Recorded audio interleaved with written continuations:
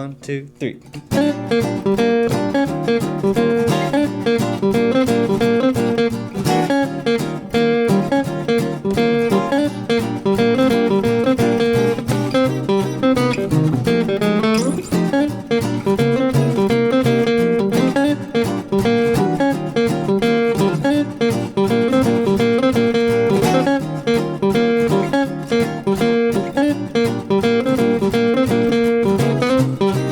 Welcome back to the Acoustic Shop channel. I am John here, and today we have a special guest, Matt Harp. We're going to be talking jazz guitars. In fact, we're talking about this brand new Eastman FV880CE-SB. A lot of different things in that title, so we're going to talk a little bit about that just after this.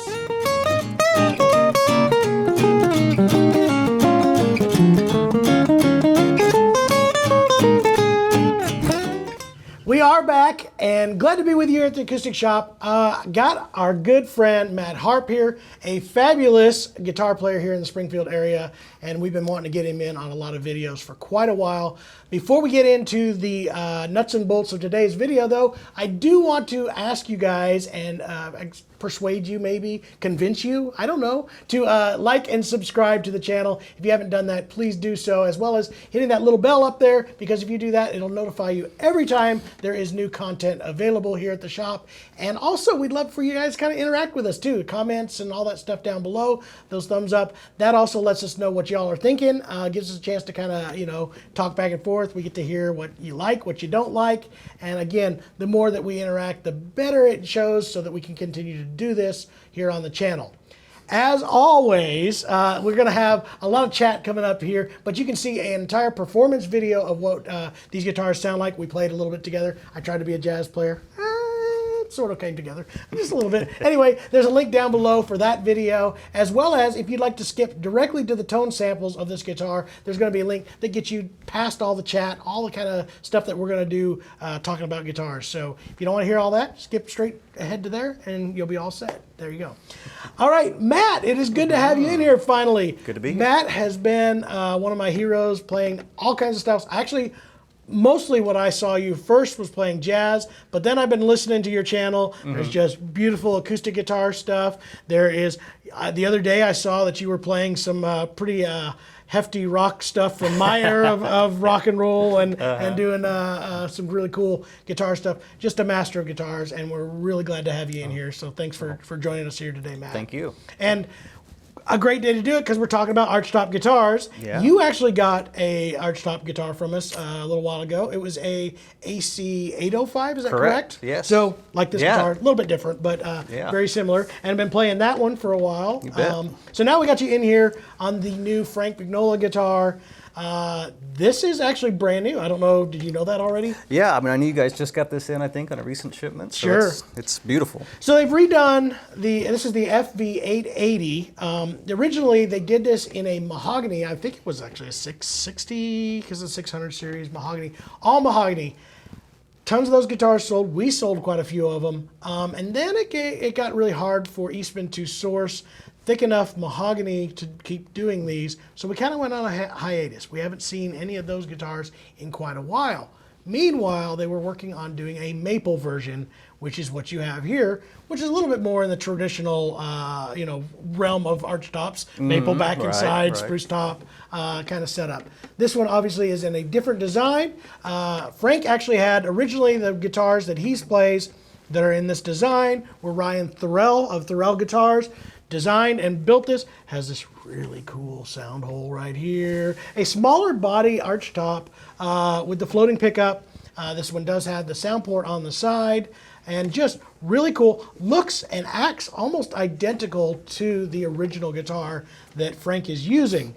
Now in a sunburst, and it's not sunburst, but a maple sunburst guitar now.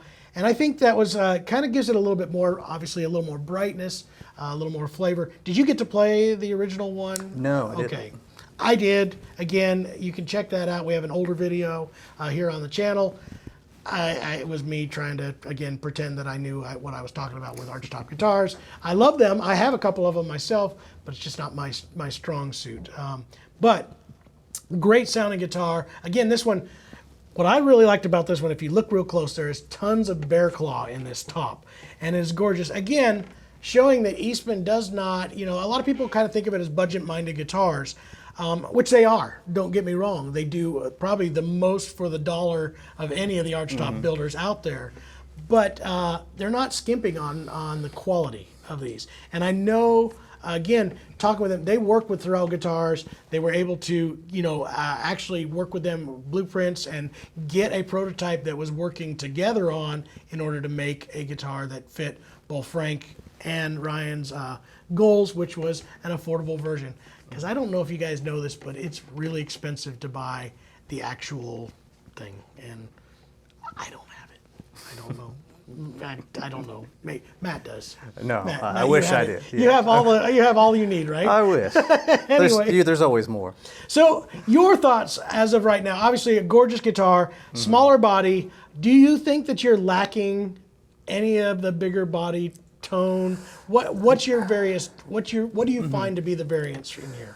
No, I mean, for me personally, if this is the type of guitar, which it is, that you're going to mic anyway, or you're going to amplify rather than mic, so you've got obviously the floating pickup here. And what I found with anything that you amplify, especially if it's a full hollow instrument, any sort of acoustic, feedback is always going to be one of the first issues you run into. So for me personally, I actually don't mind that it's a little bit smaller body because, that sort of reduces the chance that you're going to hit that feedback threshold at such a quick level. So I like the smaller body. It's also really comfortable. Sometimes you get those really big bodies, depending on your own body shape and your size, and you feel like you're reaching over the, Sure enough. trying to play. So for me, it's really comfortable. I don't mind the smaller body at all, and because again, it's got the pickup on it, you're going to get plenty of volume once you plug it in, and you're going to hear sort of the natural tonal characteristics of the guitar without having to worry about that feedback. I think that's kind of the original design element. I think that, again, what I find really interesting about this guitar are the major design elements. I love the sound hole. I love that we've talked about this in McPherson guitars, and I'm sure this came into play. Again, I'm taking a stab out here, but I know in McPherson, doing an offset sound hole, taking it out of the main body area, kind of frees up that whole top to be a soundboard to work. Again, the floating pickup makes sense. Do that. And Frank, if you watch him, does quite a bit of not only plugged in runs, but uses this acoustically quite a bit to give a mix of the two different tones. I think that is kind of what they're after, a little bit more of an acoustic variant. With that Archtop, so it's not always meant to be plugged in. It is also meant to be played acoustically, which I love Archtops acoustically. Most everything that I've ever used them for has been miking in the studio. A few things that I've actually used the pickup in. And again, I know I'm not the normal element for what people are looking for when they talk about jazz guitars. But I just love that the fact that this works real well as an acoustic guitar as well as a plugged-in electric guitar. So, is that what do you do most of the days now? Are you mostly plugged in when you're doing jazz stuff? Oh yeah. So anytime I'm doing jazz stuff, I'm plugged in. If I'm actually recording at home or recording in a studio setting, what I found is that, and most other guitar players will do this as well, they'll do a blend, so they'll put live mics out in front of the instrument, and then they'll either do a DI box or a mic and amplifier, and then when it comes time to mix, you sort of tweak just whatever amount of the amplified sound you want, and then whatever amount of sort of the raw, because like you said, just the natural Archtop without the pickup, you can get some pretty neat tones out of that too. Absolutely. Now we're pairing this up, in this particular case, with a Schertler amp here. They have that new warm setting. I've known a lot of jazz guys really loving that. High output with a solid state preamp, really cool tone, and gives you kind of that fat, rich deal without having the dirt and the noise of the tube amps, that kind of stuff. So that's a really cool option in here as well. Again, playability, I want to get your take on the sound port on the side. Do you notice a difference?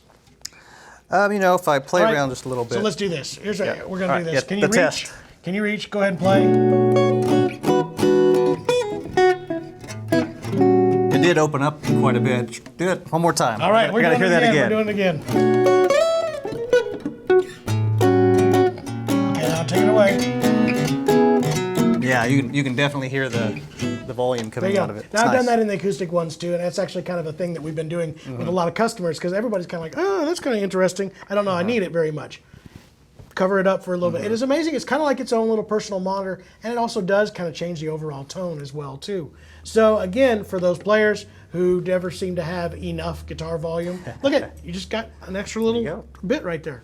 And it has been quite useful for, for what I've seen on a lot of their guitars. So anyway, tell me about your take on the playability of this. Obviously, they're going to listen to you more than they will me.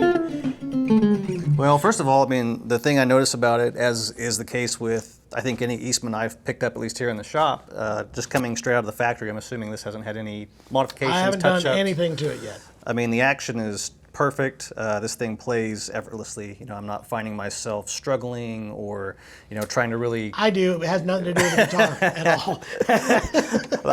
Yeah, let me rephrase. Like, I can struggle to play what I want to play sometimes, but in terms of the instrument's not getting in the way, we'll put it that way. So, no, really, everything is set up perfectly.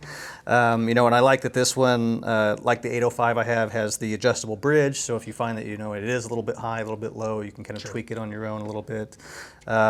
This is kind of a preference thing, but I like that it's got the round wounds on it. Some people prefer, flat wounds, and I'm sure this would sound great with either one. But I kind of like the round wounds give you a little extra character, I think, with the strings. We do have the round or the wound G strings too, as with most Archtops. Tend to prefer that wound G string as opposed to your electric sets, that are normally a plain steel on the G. This will have that. Again, I think they did a beautiful job with the design elements as well as the tonal properties. I think for me, when I played this guitar, I find that it is not just about the looks, it is also about what it does, and there was definitely some thought into the design for the tone. Like I said, comfortable playing guitar. Again, I have this hard time telling you all what I think of an Archtop world when I know what I like out of it. I'm not the main marketplace for that, but I did, for me personally, love the fact that it was a smaller body but didn't act like a small body. Sometimes in the acoustic world we go with smaller bodies and we lose quite a bit of things. And yes, you will lose some of that low end, you will lose some of that volume, but again, in this particular instance where we're doing a mix of an acoustic sound as well as a pickup sound, I think it's a really cool blending and kind of gave it a lot of character as well as that awesome look. So I think it's a really cool guitar to check out. I'm assuming, Matt, you're a big fan, or at least a fan. Oh, definitely. You're right. I love the tone of this thing, and what I like is that this is the case with the 805 I have as well. You really do have a ton of control over the tone, I think, on these. So if you do find that it's not quite as bright as you'd like it, or you want it a little bit more mellow, I mean, there's a huge difference that's probably very audible. So that's all the way to the left, so that's the darker tone, and then if I switch it all the way to the right, you can get a little bit more brightness. And so I kind of like it somewhere in the middle, where I get a little bit of that softer, sort of traditional chord melody sound, but I also have a little bit of attack on the strings, if I want to really emphasize a specific note. Cool. This allows you to do that. Cool. Well, there you go. I think it's a really great guitar, something to definitely should check out. The new Eastman FV880CE in a sunburst. I think that's actually the only way they're releasing this as a sunburst, but they did put that into this specifics, the SB. Great guitar, hard shell case, just something that again, something that we're trying to stock in here more is more of the Archtop world, so you can definitely take a look at that. And right now we're going to get to the tone samples, so hope you enjoy that.